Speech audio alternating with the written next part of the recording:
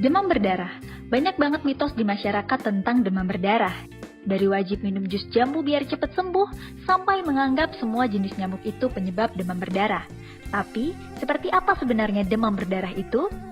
Ini kata dokter.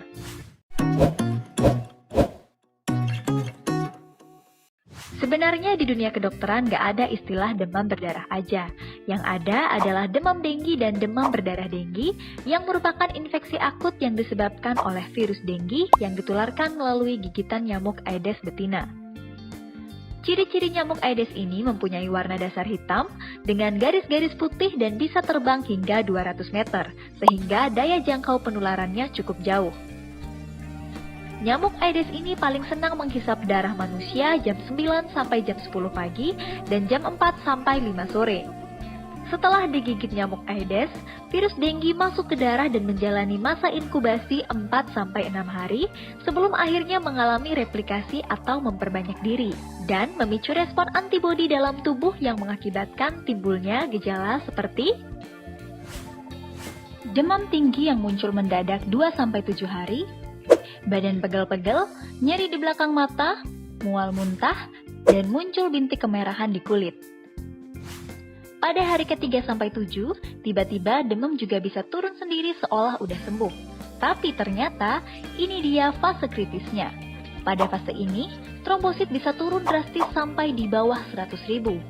Dan waspadalah kalau ada gejala, perburukan kondisi saat demam udah reda, muntah terus-menerus, nyeri perut terutama di ulu hati, gak kencing selama 4-6 jam, ada perdarahan seperti mimisan, BAB berdarah, gusi berdarah, atau menstruasi berlebih, segeralah datang ke fasilitas kesehatan terdekat. Nah, kalau tubuh berhasil melawan virus pada fase kritis ini, kita akan memasuki masa penyembuhan 2-3 hari setelah fase kritis, di mana kondisi membaik dan trombosit naik dengan sendirinya walaupun gak minum jus jambu.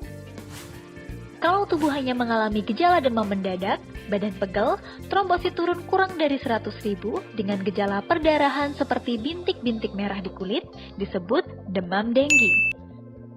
Kalau sampai gejala demam denggi tadi, disertai kebocoran plasma darah yang ditandai peningkatan kekentalan darah lebih dari 20%, disebut dengan demam berdarah denggi.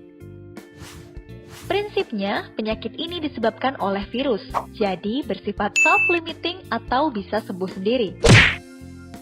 Prinsip pengobatan secara umum hanya menjaga keseimbangan cairan, mencegah dehidrasi dengan pemberian cairan yang cukup, bisa dengan minum air putih, tapi nggak harus minum jus jambu. Untuk menurunkan demam, bisa kompres dengan air hangat atau minum obat penurun panas seperti paracetamol sesuai petunjuk dokter. Sejak tahun 2016 sudah beredar vaksin denggi di Indonesia untuk usia 9-45 tahun yang sebelumnya sudah pernah terinfeksi virus denggi.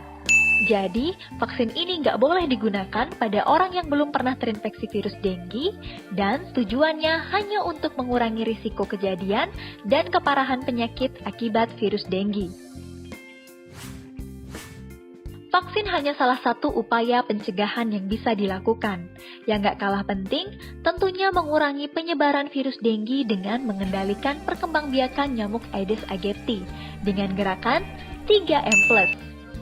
Menutup tempat penampungan air, mendaur ulang barang bekas, dan menguras bak mandi. Plus, menaburkan bubuk larvasida pada penampungan air, menggunakan anti nyamuk, dan menghindari kebiasaan menggantung pakaian di dalam kamar. Ini kata dokter tentang demam berdarah. Hai, terima kasih sudah menyaksikan video ini. Jangan lupa like, share, dan subscribe. See you on the next video.